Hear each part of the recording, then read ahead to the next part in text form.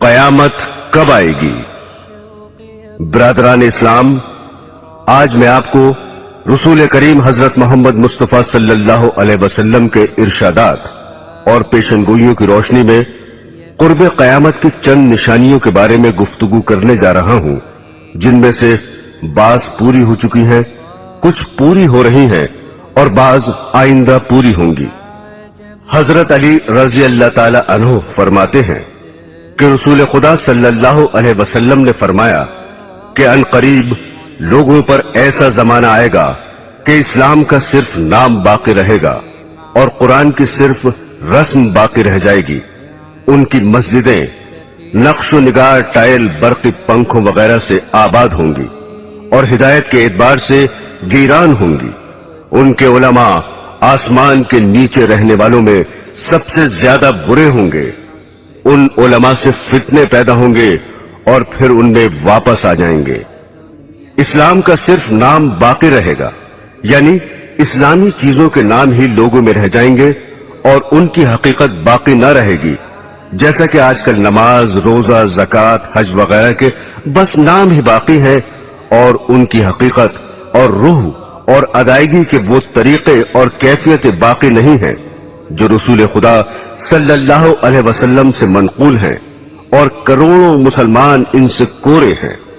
قرآن شریف صرف رسمن ہی پڑھا جاتا ہے، اس کے الفاظ اور خوش الہانی کا تو خیال ہے، مگر اس کے معنی پر غور کرنا اور اس کی منع کی ہوئی چیزوں سے بچنا تو مسلمان کے تصور میں بھی نہیں رہا۔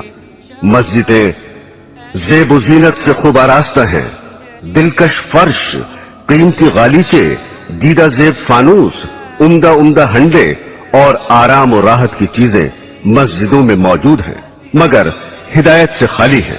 مسجدوں میں دنیا کی باتیں، تانے، غیبتیں بے دھڑک ہوتی ہیں اور امام و مؤذن تو مسجدوں کو گھر ہی سمجھتے ہیں۔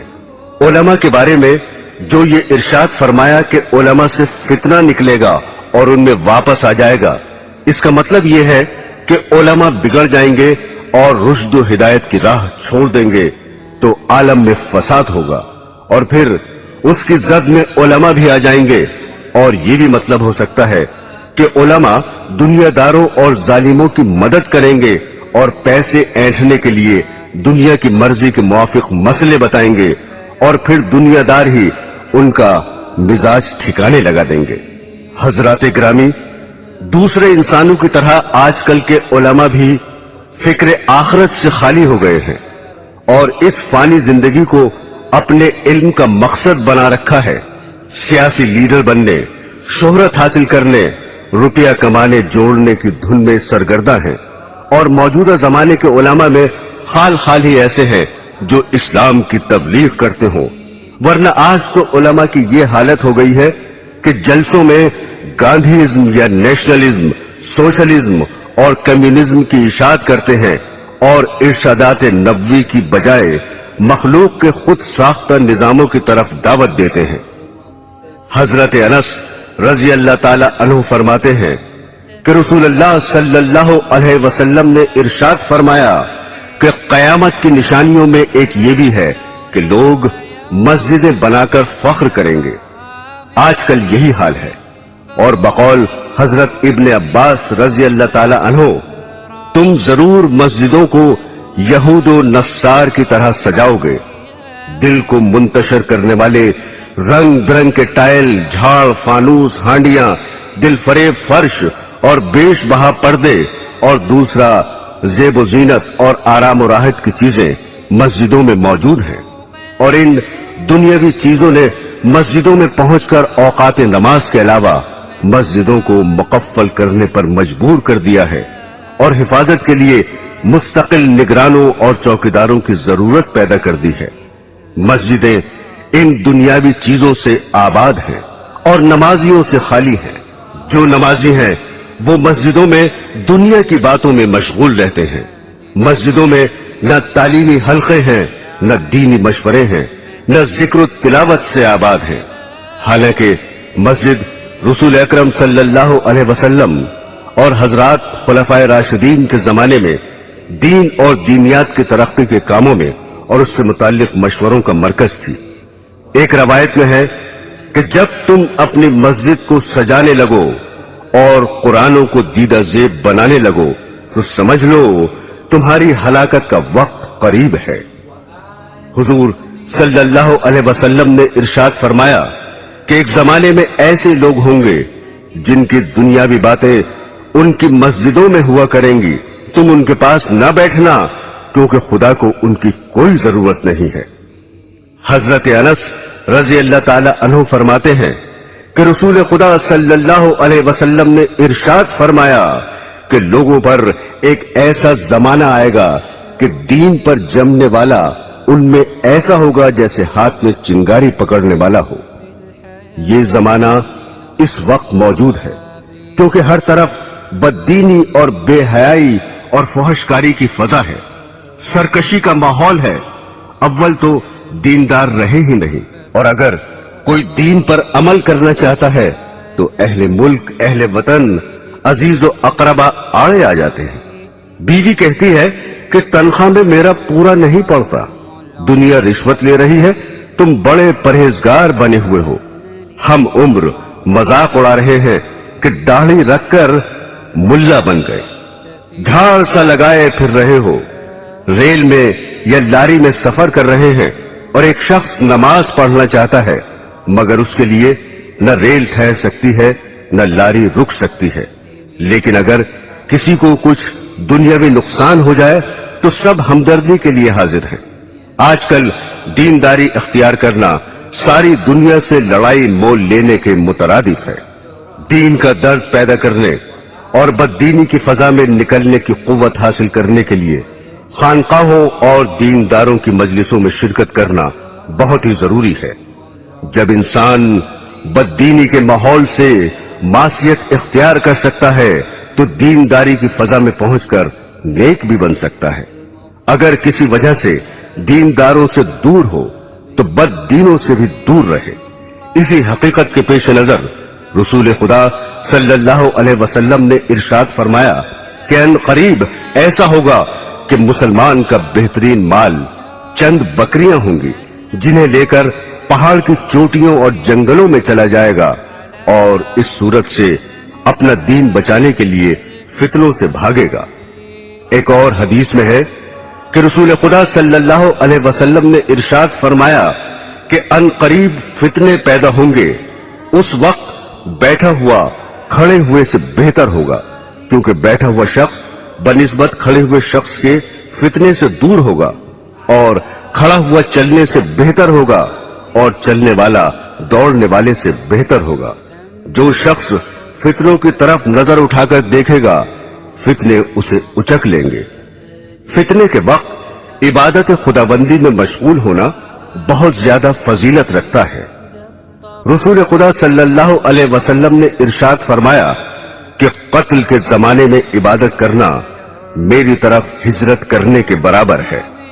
میرے دینی بہنوں اور بھائیوں، حضرت ثوبان رضی اللہ تعالی عنہ فرماتے ہیں کہ ایک مرتبہ رسول خدا صلی اللہ علیہ وسلم نے ارشاد فرمایا کہ ایک ایسا زمانہ آنے والا ہے کہ کفر و باطل کی جماعتیں تمہیں ختم کرنے کے لیے آپس میں ایک دوسرے کو اس طرح بلا کر جمع کر لیں گے جیسے کھانے والے ایک دوسرے کو بلا کر پیالے کے آس پاس جمع ہو جاتے ہیں۔ یہ سن کر ایک صاحب نے سوال کیا، کیا ہم اس روز کم ہوں گے؟ آپ نے فرمایا، نہیں، بلکہ تم اس روز تعداد میں بہت ہوگے، لیکن گھاس کے ان تنکوں کی طرح ہوگے جنہیں پانی کا سیلاب بہا کر لے جاتا ہے۔ پھر ارشاد فرمایا، خدا ضرور ضرور تمہارے دشمنوں کے دل سے تمہارا روب نکال دے گا، اور یقیناً وہ تمہارے دلوں میں کاہلی اور سستی ڈال دے گا۔ ایک صاحب نے عرض کیا، سستی کا کیا سبب ہوگا؟ اس پر آپ نے ارشاد فرمایا کہ دنیا یعنی مال و دولت سے محبت کرنے لگو گے اور موت کو مکروہ سمجھو گے۔ برسوں سے یہ پیشن گوئی حرف بحرف صادق ہو رہی ہے، اور مسلمان آج اپنی اس حالت زار کو اپنی آنکھوں سے دیکھ رہے ہیں کہ کوئی قوم انہیں نہ عزت و وقت کی نگاہ سے دیکھتی ہے، نہ دنیا میں ان کا رہنا گوارا کرتی ہے۔ ایک وہ بھی زمانہ تھا کہ دوسری قومیں اپنے اوپر مسلمانوں کو حکمراں دیکھنا چاہتی تھیں۔ ایک دور یہ ہے کہ غیر مسلم اقوام مسلمان کو اپنے قلمرو میں رکھنا بھی پسند نہیں کرتی۔ تمام دنیا کے مسلمان ایک ہی وقت میں ایک دم ختم ہو جائے، یہ تو ہرگز کبھی نہیں ہوگا، جیسا کہ پہلے پیشن گوئی گزر چکی ہے۔ البتہ ایسے واقعات گزر چکے ہیں کہ کسی ملک میں جہاں مسلمان خود حکمراں تھے، انقلاب کے بعد وہ وہاں سے جان بچا کر بھی نہ جا سکے۔ اسپین اس کی زندہ اور مشہور مثال ہے۔ مسلمانوں کو آج ذلت و خواری کا منہ کیوں دیکھنا پڑ رہا ہے، اور کروڑوں کی تعداد میں ہوتے ہوئے بھی کیوں غیروں کی طرف تک رہے ہیں؟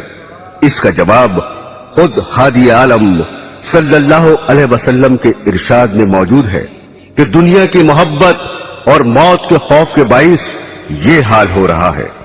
جب مسلمان دنیا کو محبوب نہ سمجھتے تھے اور جنت کے مقابلے میں جو موت کے بغیر نہیں مل سکتی، دنیا کی زندگی ان کی نظروں میں کچھ بھی حقیقت نہ رکھتی تھی، اس لیے وہ موت سے ڈرتے نہ تھے۔ حالانکہ تعداد میں کم تھے، لیکن دوسری قوموں پر حکمراں رہے اور اللہ کی راہ میں جہاد کر کے غیروں کے دلوں تک پر حکومت کرنے لگے۔ آج بھی جو ہمارا حال ہے ہم اسے خود بدل سکتے ہیں، بشرطے کہ پچھلے مسلمانوں کی طرح دنیا کو ذلیل اور موت کو عزیز از جان سمجھنے لگے، ورنہ ذلت اور بڑھتی ہی رہے گی۔ حضرات گرامی، حضرت ابو ہریرہ رضی اللہ تعالی عنہ فرماتے ہیں کہ رسول خدا صلی اللہ علیہ وسلم نے ارشاد فرمایا کہ قیامت کی نشانیوں میں سے یہ بھی ہے کہ علم اٹھ جائے گا، جہالت بہت بڑھ جائے گی، زنا کی کثرت ہوگی، شراب بہت پی جائے گی، مرد کم ہو جائیں گے، عورتیں اس قدر زیادہ ہو جائیں گی کہ 50 عورتوں کی خبرگیری کے لیے ایک ہی مرد ہوگا۔ اس حدیث میں جو کچھ ارشاد فرمایا ہے اس وقت ہو بہو ہو رہا ہے۔ البتہ عورتوں کی ابھی اتنی زیادتی نہیں ہوئی جتنی اس حدیث میں درج ہے، مگر یورپ کی جنگیں ان قریب ہی اس پیشن گوئی کو سچا کر دکھانے والی ہیں۔ حضرت انس رضی اللہ تعالی عنہ فرماتے ہیں کہ رسول خدا صلی اللہ علیہ وسلم نے ارشاد فرمایا کہ قیامت اس وقت تک قائم نہ ہوگی جب تک کہ وقت جلدی جلدی نہ گزرنے لگے۔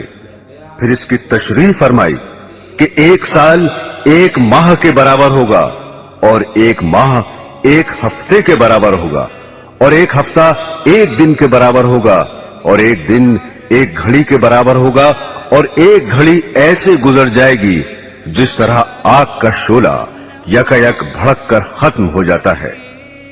برادران اسلام، قرب قیامت کی نشانیوں میں سے یہ بھی ہے کہ سود عام ہوگا اور حلال و حرام کا خیال نہ کیا جائے گا۔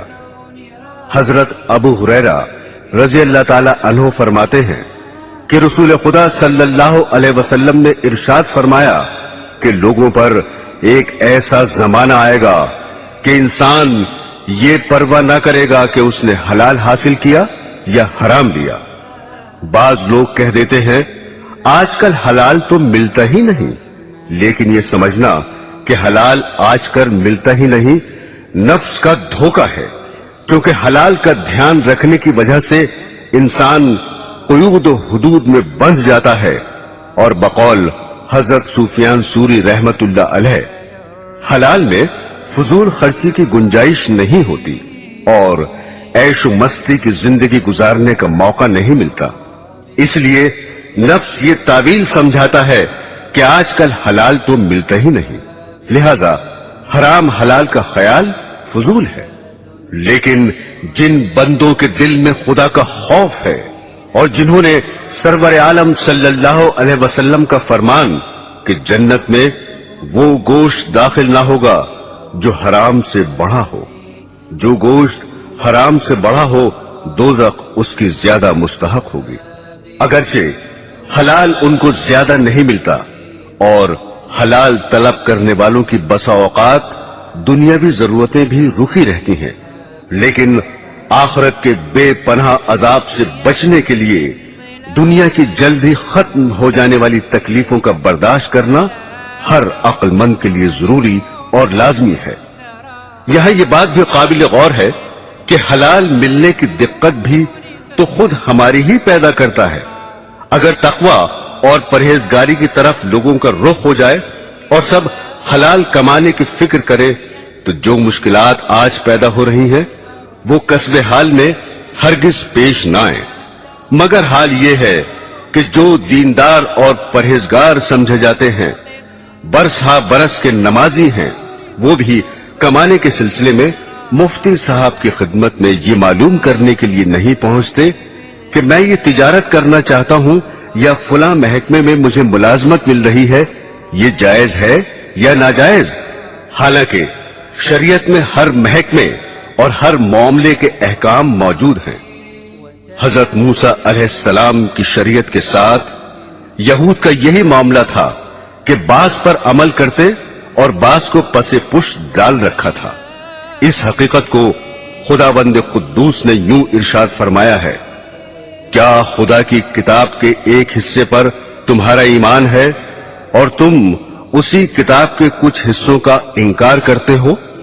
रसूल अल्लाह सल्लल्लाहु अलैहि वसल्लम ने इरशाद फरमाया कि लोगों पर जरूर एक ऐसा दौर आएगा कि कोई शख्स ऐसा बाकी न रहे जो सूद खाने वाला ना हो, और अगर सूद भी ना खाएगा तो उसे सूद का धुआं और बाज रवायात में गुबार पहुंच जाएगा। ये पेशन गोई भी इस वक्त सादिक आ रही है। बैंकों से ताल्लुक रखने वालों और बैंक के जरिए कारोबार चलाने वालों को और फिर उनसे शिरकत या मुलाजमत के जरिए रुपया हासिल करने वालों को शुमार कर लो, फिर देखो कि सूद से या उसके असर से कौन बच रहा है। ब्रादरान इस्लाम, हजरत अबू हुरैरा रजी अल्लाह ताला अन्हु फरमाते हैं कि रसूल खुदा सल्लल्लाहु अलैहि वसल्लम ने खुदा की कसम खाकर इरशाद फरमाया कि उस वक्त तक दुनिया खत्म न होगी जब तक लोगों पर ऐसा दिन न आ जाएगा कि कातिल को ये इल्म ना होगा कि मैंने क्यों कत्ल किया और मकतूल ये ना जानेगा कि मैं क्यों कत्ल हुआ। किसी ने अर्ज किया, ऐसा क्यों होगा? इरशाद फरमाया, फितनों की वजह से कत्ल बहुत ही ज्यादा होगा। फिर इरशाद फरमाया, इन फितनों में कत्ल करने वाला और कत्ल होने वाला दोनों जहन्नम में दाखिल होंगे। हजरात ग्रामी, कातिल का दोस्ती होना तो जाहिर है कि उसने नाहक दूसरे का खून किया, और मकतूल के दोस्ती होने की वजह दूसरी हदीस में यह आई है कि चूंकि वो भी दूसरे को कत्ल करने की फिक्र में लगा हुआ था, इसलिए वो भी दोस्ती होगा। मेरे अजीजों, आजकल जिस कदर कत्ल वाक़े हो रहे हैं, उमूमन उनकी वजह फितनों के सिवा कुछ नहीं होती। कौमी असबियत और फिरका परस्ती के बाइस हजारों जानें खत्म हो जाती हैं और कातिल को मकतूल की खबर नहीं होती, न मकतूल को कातिल का पता चलता है। दूसरे फिरके का जो शख्स हाथ लगा, खत्म कर डाला। चंद इंसानों के नजरियों की जंग ने ऐसे ऐसे आलाते जंग तैयार कर लिए हैं कि शहर के शहर जरा ही देर में फना के घाट उतरते चले जाते हैं। फिर ताज्जुब ये है कि हर फरीक ये कहता है कि हम अमन चाहते हैं। ब्रादरान इस्लाम, हजरत उमर और हजरत अबू हुरैरा रज़ी अल्लाह ताला अन्हुमा से रवायत है कि रसूल खुदा सल्लल्लाहु अलैहि वसल्लम की खिदमत में आकर एक साहब ने दरियाफ्त किया कि कयामत कब आएगी। आपने इरशाद फरमाया कि मैं और तुम इस मामले में बराबर हैं, यानी उसका जैसे तुम्हें पता नहीं, मुझे भी इल्म नहीं। उन साहब ने अर्ज किया, तो इसकी निशानियां ही बता दीजिए। आपने इरशाद फरमाया, इसकी बाज निशानियां ये हैं कि औरतें ऐसी लड़कियां जनने लगे जो इन माओं पर हुक्म चलाएं, और तुम देखोगे कि नंगे पैर और नंगे बदन वाले तंगदस्त और बकरियां चलाने वाले मकानात की बुलंदी पर फख्र करेंगे।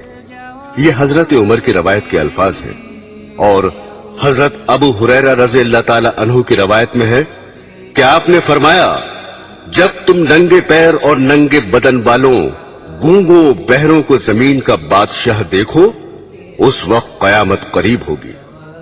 मकानात की बुलंदी पर फख्र करना और ऐसी औलाद का पैदा हो जाना जो वालिदैन पर हुक्म चलाए, इस दौर में हूबहू मौजूद है। जो अहले सरवत और सरमायादार है वो तो बड़ी बड़ी बिल्डिंगें बनाते हैं ही, मगर जिनके पास खाने पहनने को भी नहीं, वो भी पेट काट काट कर और कर्ज ले लेकर अपने घरों की इमारत ऊंची बनाने की फिक्र में रहते हैं। जहां इंसान के और औसाफ की तारीफ की जाती है, वहां उम्दा मकान, बैठक और बंगले का मालिक होना भी जबान पर आ जाता है। नंगे बदन और नंगे पैर वाले बादशाह तो अभी मौजूद नहीं हुए, आइंदा जरूर होंगे, जैसा कि सरवर आलम सल्लल्लाहु अलैहि वसल्लम ने खबर दी है।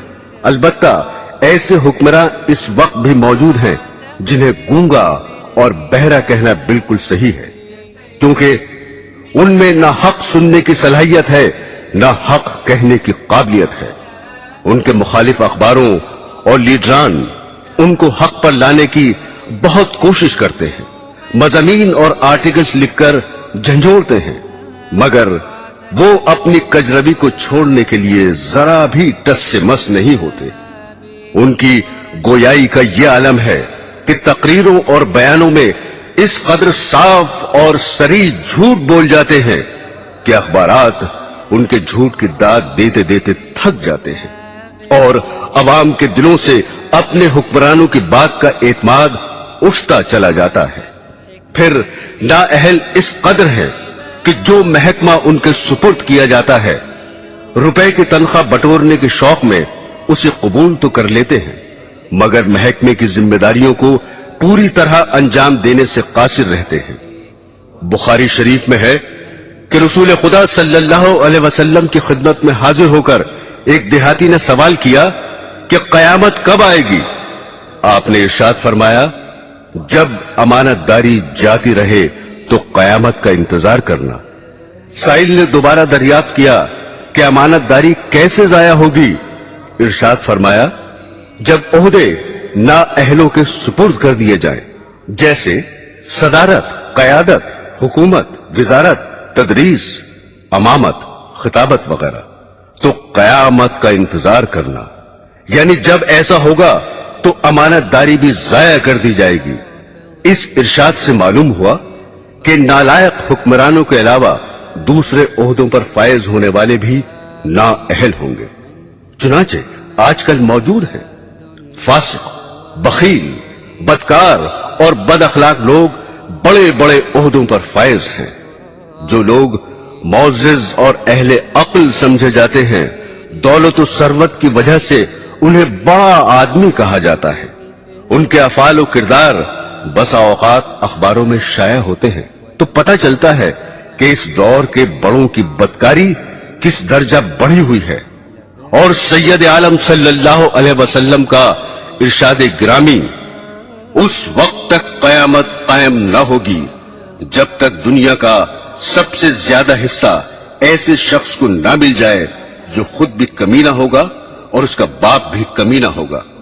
जल्द ही दुनिया पर सादिक आने वाला है। इस वक्त इंसानों में बुलंद अखलाक वाले इंसान बहुत ही कम है, और वो वक्त मौजूद है जिसका बुखारी शरीफ में जिक्र है कि रसूल खुदा सल्लल्लाहु अलैहि वसल्लम ने इरशाद फरमाया कि लोग यके बाद दीगरे खत्म होते जाएंगे और बेकार लोग रह जाएंगे, जैसे रद्दी, जौ या खजूर का कूड़ा रह जाता है। खुदा उनकी जरा परवाह न करेगा। फरमाया नबी करीम सल्लल्लाहु अलैहि वसल्लम ने कि मेरे रब ने मुझे तमाम जहानों के लिए रहमत और हादी बनाकर भेजा है, और मुझे हुक्म दिया है कि गाने बजाने का सामान और बुत और सलीब और जाहिलियत की चीजों को मिटा दो।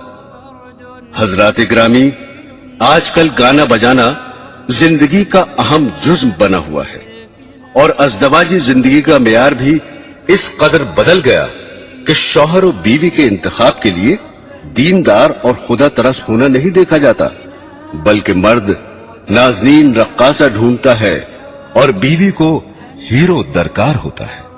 मालो जर की हवस में शरीफ जादियां खानदानी इज्जत को खाक में मिलाकर स्टेज पर आ रही हैं। कंपनी के एजेंट और दलाल बहला फुसलाकर उन्हें तबाह बर्बाद करते हैं। एक एक्ट्रेस अपने हुस्न के जुनून में हर वो हरकत कर गुजरती है जो नहीं करनी चाहिए। जब पोस्टरों और अखबारों में उसका तारुफ कराया जाता है और उसके रक्स की तारीफ की जाती है तो उसका दिल और बढ़ता है और बेहयाई के और ज्यादा मरातिब तय करती चली जाती है। जरूरत जमाना को देखकर अब तो बाज स्कूलों में भी रक्स की बाकायदा तालीम दी जा रही है। रेडियो घर घर अच्छी बातें और उम्दा अखलाक की तालीमात पहुंचाने का बेहतरीन जरिया है, मगर उसमें भी अच्छी तकरीरें कभी कभी होती हैं और गाने हर वक्त होते रहते हैं। अफसोस के इस दौर के जिम्मेदार इंसान भी इस्लाही प्रोग्रामों को लेकर आगे नहीं बढ़ते।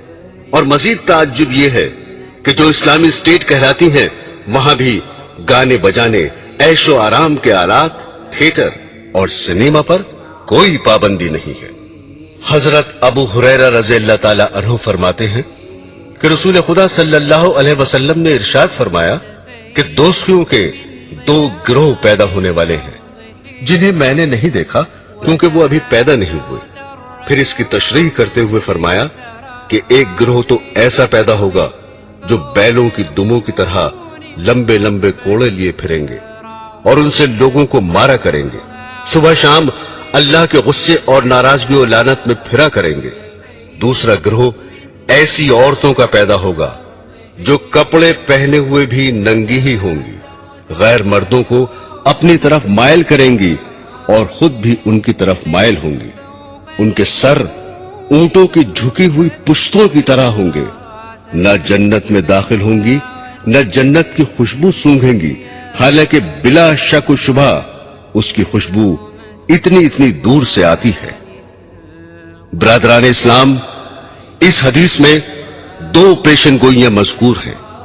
एक जालिम गिरोह के बारे में है कि कुछ लोग कोड़े लिए फिरेंगे और लोगों को उनसे पीटा करेंगे, यानी इक्तदार के नशे में ज़ईफों और बेकसों पर जुल्म करेंगे और बिला वजह खामखा आम पब्लिक को सताएंगे। दूसरी पेशन गोई औरतों के हक में इरशाद फरमाई है कि आइंदा जमाने में ऐसी औरतें मौजूद होंगी जो कपड़े पहने हुए होंगी लेकिन फिर भी नंगी होंगी, यानी इस कदर बारीक कपड़े पहनेंगी कि उनके पहनने से जिस्म छुपाने का फायदा हासिल ना होगा, यह कपड़ा बारीक तो ना होगा मगर चुस्त होने और बदन की साख पर कस जाने की वजह से उसका पहनना और ना पहनना बराबर होगा। और आजकल तो चुस्त होने के साथ बदन का हमरंग होना भी दाखिले फैशन हो चुका है। चुनाचे गंदुमी रंग के ऐसे मोजे दाखिले लिबास हो चुके हैं जिनका पैर से ऊपर का हिस्सा पिंडली पर खाल की तरह चिपका हुआ होता है। बदन पर कपड़ा होने और इसके बावजूद भी नंगा होने की एक सूरत यह भी है कि बदन पर सिर्फ थोड़ा सा कपड़ा हो और बदन का बेशतर हिस्सा और खुसूसन वो आज़ा खुले रहें जिनको बाहया औरतें गैर मर्दों से छुपाया करती हैं।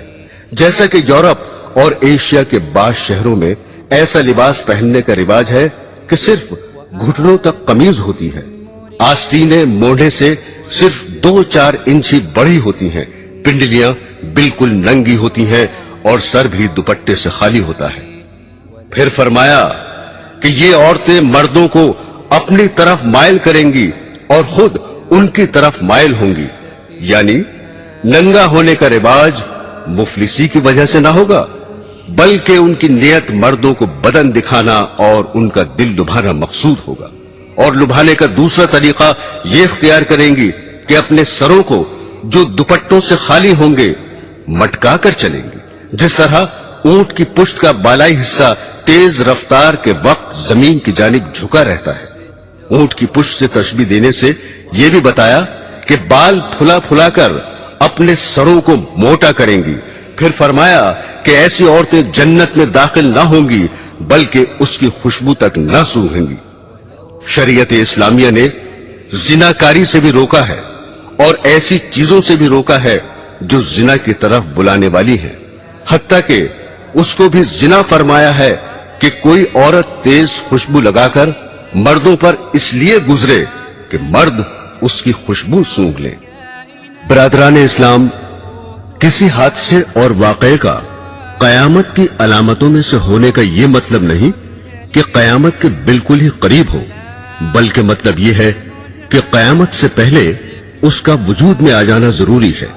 اس لیے حضرت صلی اللہ علیہ وسلم نے بہت سے حوادث و واقعات کے بارے میں یہ فرمایا کہ قیامت اس وقت تک قائم نہ ہوگی جب تک ایسا نہ ہو جائے۔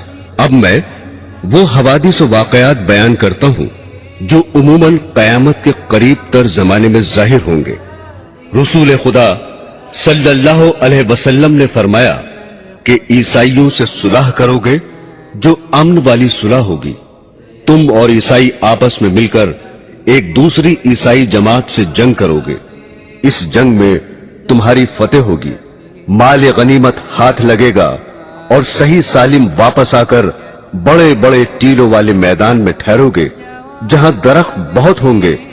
بیٹھے بٹھائے ایک عیسائی صلیب کو ہاتھ میں اٹھائے گا اور کہے گا کہ صلیب کی برکت سے فتح ہوئی۔ یہ سن کر ایک مسلمان کو غصہ آ جائے گا اور اس سے صلیب چھین کر توڑ ڈالے گا۔ یہ حال دیکھ کر عیسائی صلح کو توڑ دیں گے اور مسلمانوں سے جنگ کرنے کے لیے جمع ہو جائیں گے۔ مسلمان بھی اپنے ہتھیار لے دوڑیں گے اور عیسائیوں سے جنگ کریں گے۔ اس جنگ میں مسلمانوں کا بادشاہ شہید ہو جائے گا اور دوسرے ملکوں کی طرح ملک شام میں بھی عیسائیوں کی حکومت ہو جائے گی، اور جس عیسائی جماعت سے مسلمانوں کے ساتھ مل کر پہلے جنگ کی تھی اس سے اب یہ عیسائی صلح کر لیں گے۔ اس جنگ میں جو مسلمان بچیں گے وہ مدینے میں چلے جائیں گے اور خیبر کے قریب تک عیسائیوں کی حکومت ہو جائے گی۔ حضرات گرامی، جب مسلمان ہر طرف سے گھر جائیں گے اور ان کی حکومت صرف مدینہ منورہ سے خیبر تک رہ جائے گی تو وہ حضرت امام مہدی علیہ السلام کی تلاش میں لگ جائیں گے۔ حضرت امام مہدی علیہ السلام اس وقت مدینے میں ہوں گے اور امامت کا بار اٹھانے سے بچنے کے لیے مکہ مکرمہ چلے جائیں گے۔ مکہ کے بعض باشندے انہیں پہچان لیں گے اور ان کے پاس آ کر مکان سے انہیں باہر لائیں گے اور ان سے زبردستی بیعت یعنی خلافت کر لیں گے، حالانکہ وہ دل سے نہ چاہتے ہوں گے۔ یہ بیعت مقام ابراہیم اور حجر اسود کے درمیان ہوگی۔ غالباً حضرت امام کو طواف کرتے ہوئے بیعت پر مجبور کیا جائے گا۔ جب حضرت امام مہدی علیہ السلام کی خلافت کی خبر مشہور ہوگی تو ملک شام سے ایک لشکر آپ سے جنگ کرنے کے لیے چلے گا اور آپ کے لشکر تک پہنچنے سے پہلے ہی مقام بیدا میں جو مکہ اور مدینہ کے درمیان ہے زمین میں دھسا دیا جائے گا۔ اس واقعے کی خبر سن کر شام کے ابدال اور عراق کے پرہیزگار لوگ آپ کی خدمت میں پہنچ جائیں گے۔ آپ کے مقابلے کے لیے ایک قریشی نسل شخص قبیلہ بنی کلب کے مردوں کا ایک لشکر بھیجے گا۔ قبیلہ بنی کلب میں اس شخص کی ننیحال ہوگی۔ اس قبیلے سے حضرت مہدی علیہ السلام کا لشکر جنگ کرے گا اور غالب رہے گا۔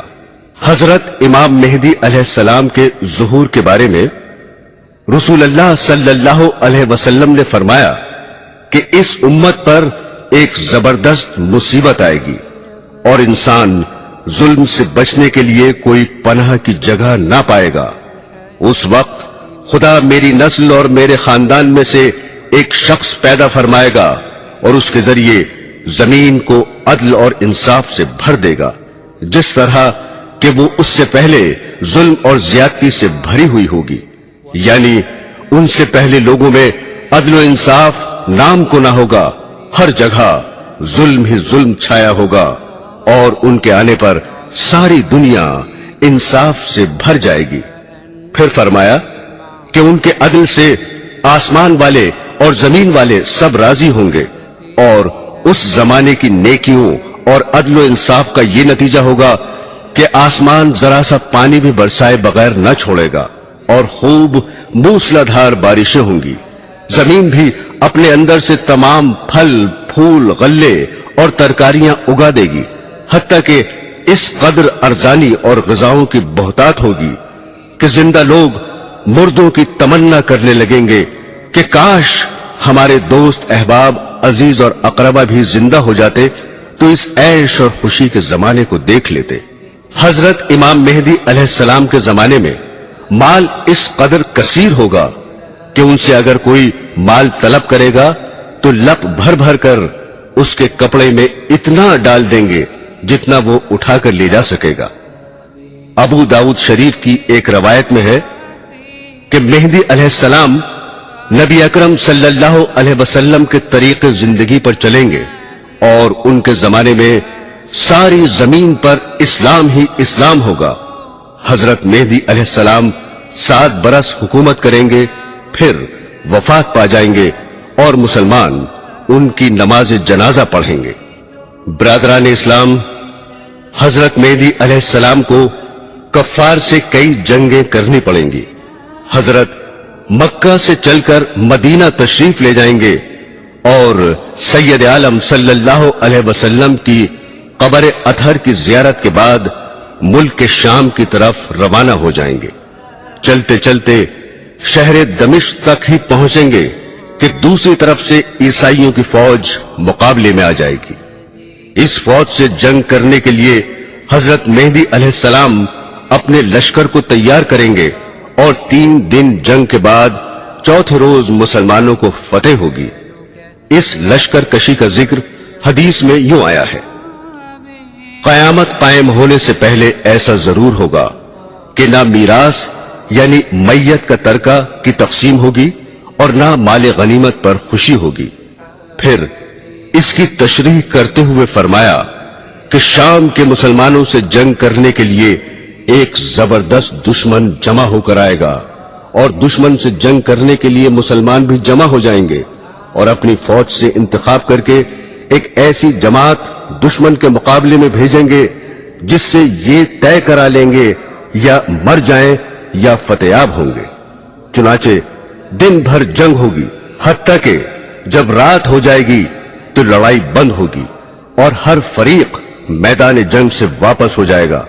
ना उसे गलबा होगा ना वो गालिब होंगे और दोनों फरीकों की फौज जो आज लड़ी थी लड़ते लड़ते खत्म हो जाएगी। दूसरे दिन फिर मुसलमान एक ऐसी जमात का इंतखाब करके भेजेंगे जिससे ये तय करा लेंगे कि मरे बगैर या फतेयाब हुए बगैर ना हटेंगे। उस रोज भी दिन भर जंग होगी, हत्ता कि रात दोनों फरीक के दरमियान हायल हो जाएगी और किसी को भी फतेह ना होगी। ये भी बगैर गलबे के वापस हो जाएंगे और वो भी, और उस रोज की लड़ने वाली भी दोनों फरीकों की फौज खत्म हो जाएगी। तीसरे दिन फिर मुसलमान एक जमात का इंतखाब करके मैदान जंग में भेजेंगे और उनसे भी यही शर्त लगाएंगे कि मर जाएंगे या गालिब होकर हटेंगे। चुनाचे शाम तक जंग होगी और हर 2 फरीक उस रोज भी बराबर सराबर लौट आएंगे, ना ये गालिब होंगे ना वो, और उस रोज भी जंग करने वाली जमातें हर 2 तरफ की खत्म हो जाएंगी।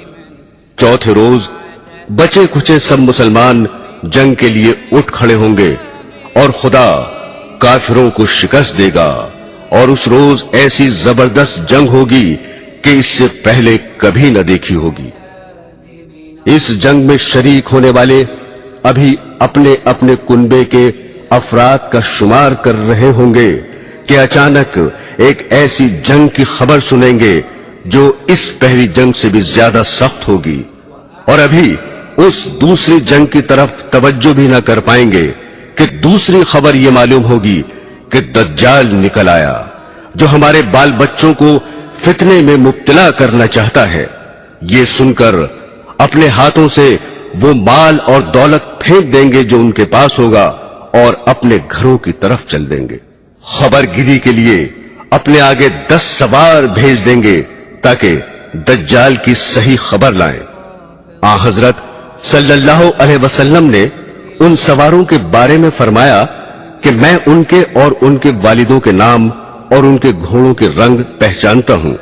ये सवार اس روز زمین پر بسنے والوں میں فضیلت والے سوار ہوں گے۔ حضرات گرامی، اس جنگ میں اس قدر عیسائی قتل ہوں گے کہ جو باقی رہ جائیں گے ان کے دماغ میں حکومت کی بو نہ رہے گی، گرتے پڑتے بھاگیں گے اور تتر بتر ہو جائیں گے۔ بھاگتے ہوئوں کا یہی مسلمان پیچھا کریں گے اور ہزاروں کو موت کے گھاٹ اتار دیں گے۔ اس کے بعد حضرت امام مہدی علیہ السلام اسلامی شہروں کے بندوبست میں لگ جائیں گے اور ہر جگہ سینکڑوں فوجیں اور بے شمار لشکر روانہ فرمائیں گے۔ ان کاموں سے فرصت پا کر شہر قسطنطینیہ فتح کرنے کے لیے روانہ ہوں گے، جس کا فتح ہونا علامات قیامت میں سے ہے۔ جب آپ دریائے روم کے کنارے پہنچیں گے تو بنو اسحاق کے 70,000 آدمیوں کو کشتی میں سوار کر کے شہر پر حملہ کرنے کا حکم دیں گے۔ حضرات گرامی، پوری روایت اس طرح ہے کہ رسول اللہ صلی اللہ علیہ وسلم نے ایک مرتبہ حضرات صحابہ رضی اللہ تعالی عنہ سے ارشاد فرمایا، کیا تم ایسے شہر کو جانتے ہو جس کی ایک جانب خشکی اور دوسری جانب سمندر ہے؟ صحابہ نے عرض کیا، جی ہاں جانتے ہیں۔ ارشاد فرمایا، اس وقت تک قیامت قائم نہ ہوگی جب تک بنو اسحاق کے 70,000 انسان اس شہر پر حملہ کر کے جنگ نہ کر لیں گے۔ جب یہ لوگ جنگ کرنے کے لیے اس شہر کے قریب آ کر قیام کریں گے تو نہ ہتھیاروں سے لڑیں گے اور نہ کوئی تیر پھینکیں گے، بلکہ محض خدا کی غیبی مدد کے ذریعے فتح حاصل کر لیں گے، جس کی صورت یہ ہوگی کہ لا الہ الا اللہ واللہ اکبر کا نعرہ لگائیں گے تو اس کی ایک طرف کی دیوار گر جائے گی، پھر دوبارہ لا الہ الا اللہ واللہ اکبر کا نعرہ لگائیں گے تو اس کی دوسری جانب کی دیوار گر جائے گی، پھر تیسری بار نعرہ لگائیں گے تو شہر میں داخل ہونے کے لیے راستہ مل جائے گا اور اس میں داخل ہو جائیں گے۔ داخل ہو کر شہر کو فتح کر لیں گے اور مال غنیمت ہاتھ لگے گا۔ غنیمت کا مال تقسیم کر ہی رہے ہوں گے کہ اچانک یہ آواز سنیں گے کہ دجال نکل آیا۔ اس کی آواز کو سن کر ہر چیز کو چھوڑ کر واپس آ جائیں گے۔ مسلم شریف کی دوسری روایت میں ہے کہ فتح قسطنطینیہ اور خروج دجال کا ذکر یوں ہے کہ آن حضرت صلی اللہ علیہ وسلم نے فرمایا کہ قیامت اس وقت تک قائم نہ ہوگی جب تک ایسا نہ ہو کہ روم والے عیسائی ایک جگہ قیام کریں گے اور ان سے جنگ کے لیے مدینے کا ایک لشکر نکلے گا جو اس وقت زمین پر بسنے والوں میں فضیلت والے ہوں گے۔ جب دونوں طرف سے فوجیں صف بنا کر کھڑی ہو جائیں گی تو عیسائی کہیں گے کہ ہمیں اور ان مسلمانوں کو چھوڑ دو جو ہمارے آدمیوں کو قید کر لائے ہیں۔ مسلمان جواب دیں گے کہ خدا کی قسم، ہم ایسا نہیں کریں گے کہ تمہارے اور اپنے بھائیوں کے درمیان کچھ نہ بولیں اور تمہیں ان سے لڑنے دیں۔ یہ کہہ کر عیسائیوں سے جنگ کریں گے اور اس جنگ میں مسلمانوں کا تہائی لشکر شکست کھا جائے گا، یعنی فوج کے تہائی آدمی جنگ سے بچ کر علیحدہ ہو جائیں گے اور خدا ان کی توبہ کبھی قبول نہ کرے گا، اور تہائی لشکر شہید ہو جائے گا جو اللہ کے نزدیک افضل الشہداء ہوں گے، اور تہائی لشکر عیسائیوں پر غلبہ پا کر فتح یاب ہوگا جو کبھی بھی فتنے میں نہ پڑیں گے، اور یہی تہائی لشکر قسطنطینیہ کو فتح کرے گا۔ فتح قسطنطینیہ کے بعد غنیمت کے مال کو تقسیم کر رہے ہوں گے اور اپنی تلواریں زیتون کے درخت پر لٹکائے ہوئے ہوں گے کہ اچانک شیطان زور سے یوں پکارے گا، بلا شبہ دجال تمہارے پیچھے تمہاری اہل اولاد میں پہنچ گیا۔ حالانکہ یہ خبر جھوٹ ہوگی۔ اس کے بعد مسلمانوں کا لشکر شام کی طرف رخ کرے گا، اور جب شام پہنچیں گے تو دجال نکل آئے گا۔ اسی اثنا میں کہ جنگ کی تیاری کر رہے ہوں گے اور صفیں درست کرتے ہوں گے، نماز کا وقت ہو جائے گا اور نماز کھڑی ہو جائے گی۔ اتنے میں حضرت عیسیٰ علیہ السلام آسمان سے اتر آئیں گے اور ان کے امام بنیں گے۔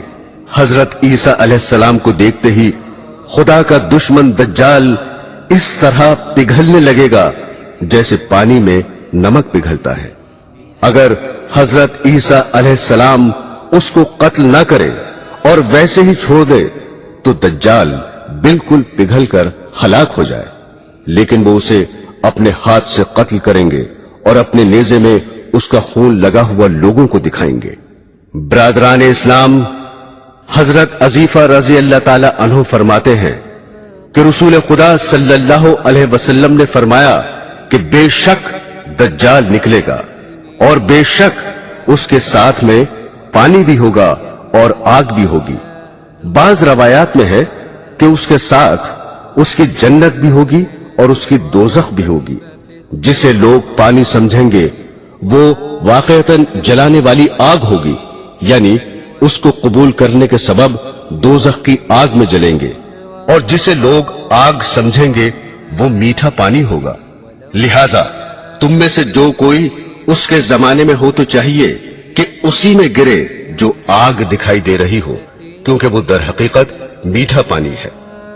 मुस्लिम की रिवायत में यह भी है कि दज्जाल की दोनों आंखों के दरमियान लफ्ज़ काफिर लिखा होगा, जिसे हर पढ़ा बेपढ़ा मोमिन पढ़ सकेगा। बाज रवायात में है कि उसके साथ गोश्त रोटी के पहाड़ और पानी की नहरें होंगी। किसी के गुस्सा दिलाने पर मशरिक से निकल पड़ेगा और मदीना जाने का कस्द करेगा, लेकिन मदीने में दाखिल ना हो सकेगा, क्योंकि उस रोज मदीने के 7 दरवाजे होंगे और हर दरवाजे पर 2 फरिश्ते पहरे के लिए मुकर्रर होंगे। लिहाजा वो ओहद के पहाड़ के पीछे ठहर जाएगा और वहां से फरिश्ते उसका रुख शाम की तरफ कर देंगे। शाम की तरफ चल देगा, वहीं हजरत मसीह अलैहिस्सलाम के हाथों हलाक होगा। हजरत ग्रामी, जिस वक्त मदीने के करीब ओहद के पीछे आकर ठहरेगा तो मदीने में जलजले के 3 झटके आएंगे। उससे घबराकर तमाम काफिर और मुनाफिक बाहर निकलकर दज्जाल के पास पहुंच जाएंगे। फतेहुल बारी में हाकिम की एक रवायत नकल की है, जिसमें यह भी है कि मदीने से फासिक मर्द और फासिक औरतें भी उसकी तरफ निकल खड़ी होंगी। इसी असना में जबकि दज्जाल मदीने के करीब ठहरा हुआ होगा, ये वाकया पेश आएगा कि मदीने से एक साहब निकलकर दज्जाल के सामने आएंगे, जो उस जमाने में रूए जमीन पर बसने वालों में सबसे बेहतर होंगे। वो दज्जाल से कहेंगे, मैं गवाही देता हूं कि बेशक तू वही दज्जाल है जिसकी रसूल अल्लाह सल्लल्लाहु अलैहि वसल्लम ने हमें खबर दी थी। उनकी ये बात सुनकर दज्जाल हाजरीन से कहेगा, अगर मैं इसे कत्ल करके फिर जिंदा कर दूं तो भी मेरे दावे में तुम शक करोगे? लोग जवाब देंगे, नहीं। लिहाजा दज्जाल उन साहब को कत्ल कर देगा और फिर जिंदा कर देगा। वो जिंदा होकर कहेंगे कि खुदा की कसम, मुझे तेरे बारे में जितना आज तेरे झूठा होने का यकीन हुआ, ऐसा पहले न था। इसके बाद दज्जाल उन्हें दोबारा कत्ल करना चाहेगा, लेकिन नहीं कर सकेगा। फिर दज्जाल एक कौम के पास पहुंचेगा और उनको अपनी खुदाई की तरफ बुलाएगा, तो वो उस पर ईमान ले आएंगे। दज्जाल अभी अपनी खुदाई के नशे में चूरी होगा कि अचानक अल्लाह ताला मसीह अलैहिस्सलाम को आसमान से भेज देगा। चुनाचे वो शहर दमिश्क की मशरिक की जानिब से 2 फरिश्तों के परों पर हाथ रखे हुए उतरेंगे। जब सर झुकाएंगे तो उनका पसीना टपकेगा, और जब सर उठाएंगे तो उससे मोतियों की तरह पसीने के नूरानी दाने गिरेंगे, जैसे कि चांदी के बने हुए दाने होते हैं। हजरत ईसा अलैहिस्सलाम के सांस में ये तासीर होगी कि जिस काफिर तक पहुंचेगा वो काफिर मर जाएगा, और आपका सांस वहां तक पहुंचेगा जहां तक आपकी नजर पहुंचती होगी। अब आसमान से उतरकर दज्जाल को तलाश करेंगे, हत्ता कि उसे एक मकाम पर पालेंगे और कत्ल फरमा देंगे। फिर उन लोगों के पास तशरीफ ले जाएंगे जिन्हें अल्लाह ने दज्जाल के फितने से बचा दिया होगा, और उनके चेहरों पर बतौर तबर्रुक हाथ फेरेंगे और उनके जन्नत के दर्जों से बाखबर फरमाएंगे। हजरात ग्रामी, مسلم شریف میں دجال کے قتل ہو جانے اور حضرت عیسیٰ علیہ السلام کے لوگوں کے پاس پہنچ کر چہروں پر ہاتھ پھیرنے کے بعد یاجوج ماجوج کے نکلنے کا ذکر ہے، جس کی تفصیل اس طرح ہے کہ رسول اللہ صلی اللہ علیہ وسلم نے فرمایا کہ عیسیٰ علیہ السلام اسی حال میں یعنی قتل دجال کے بعد لوگوں سے ملنے جلنے میں ہوں گے کہ اللہ پاک کی ان کی طرف وحی آئے گی۔ بے شک میں اپنے ایسے بندوں کو نکالنے والا ہوں کہ کسی میں ان سے لڑنے کی طاقت نہیں ہے، لہذا تم میرے مومن بندوں کو طور پر لے جا کر محفوظ کر دو۔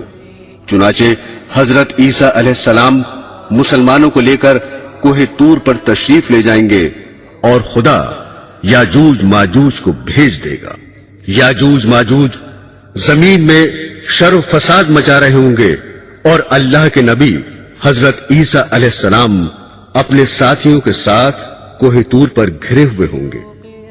اللہ کے نبی عیسیٰ علیہ السلام اور ان کے ساتھی اللہ کی جناب میں گڑ گڑائیں گے اور یاجوج ماجوج کی ہلاکت کی دعا کریں گے۔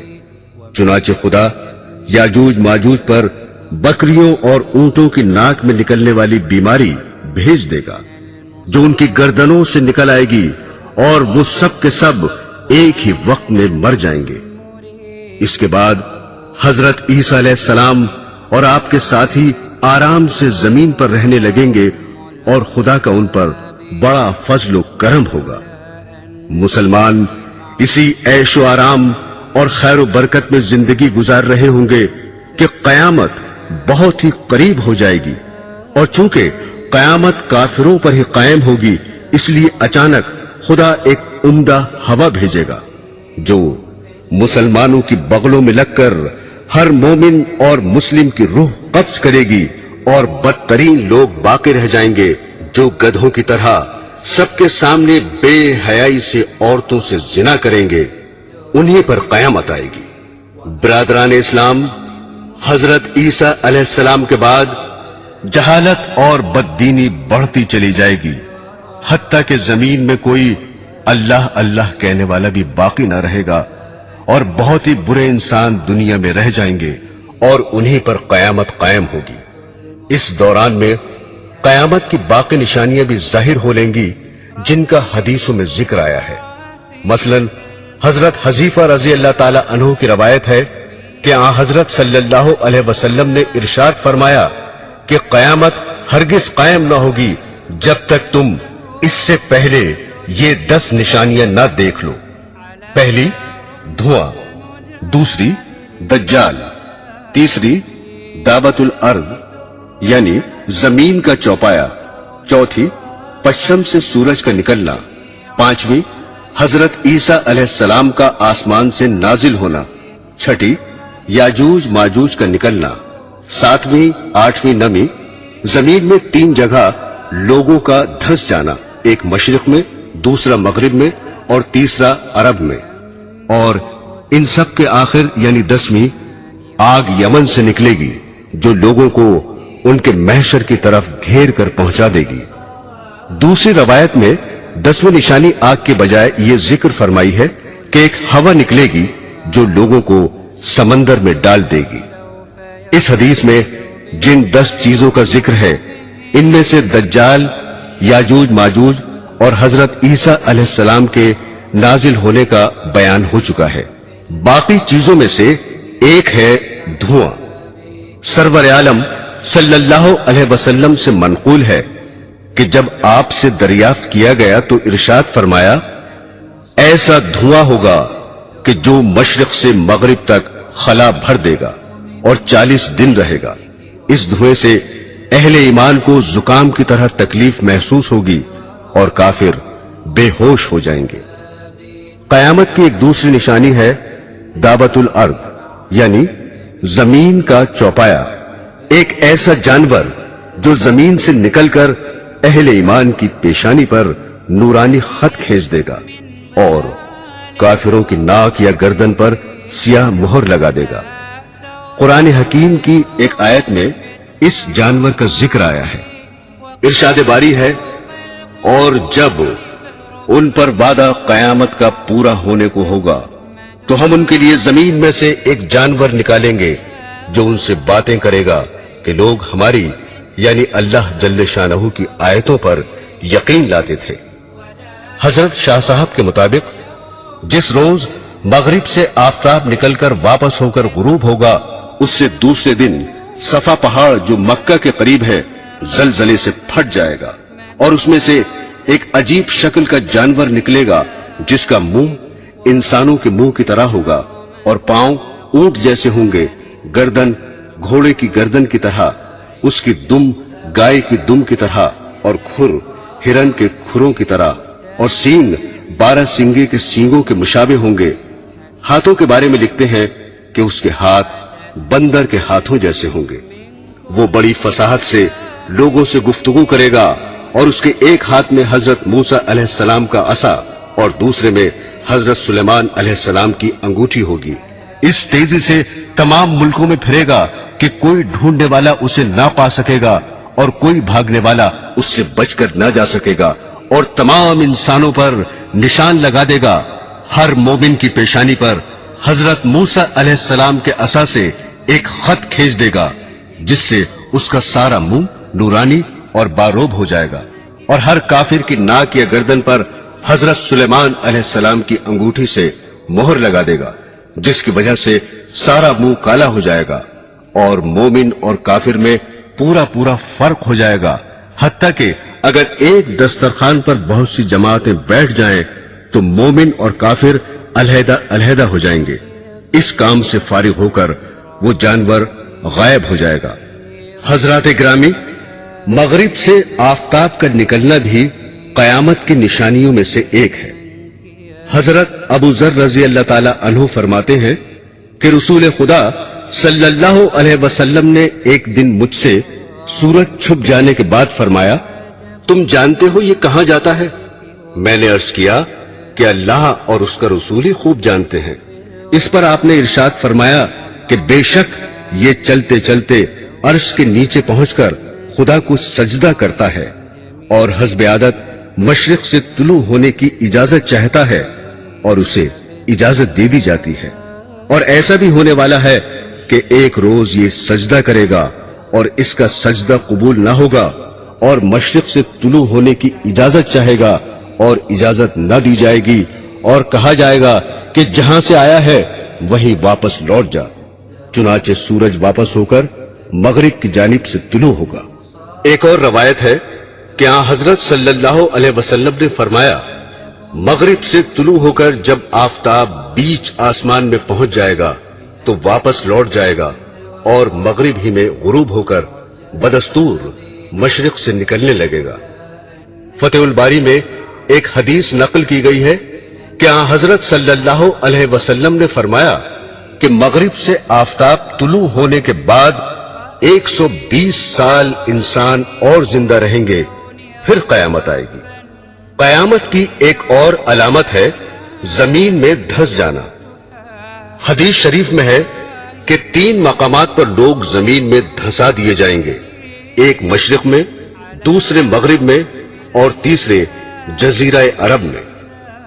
یہ عذاب تقدیر کے جھٹلانے والوں پر آئے گا۔ خود حدیث میں اس کی صاف تصریح بھی وارد ہوئی ہے، جو حضرت عبداللہ بن عمر رضی اللہ تعالی عنہ کی ہے کہ رسول اللہ صلی اللہ علیہ وسلم نے فرمایا کہ اس امت میں زمین میں دھس جانا اور صورتوں کا مسخ ہو جانا واقع ہوگا، اور یہ تقدیر کو جھٹلانے والوں میں ہوگا۔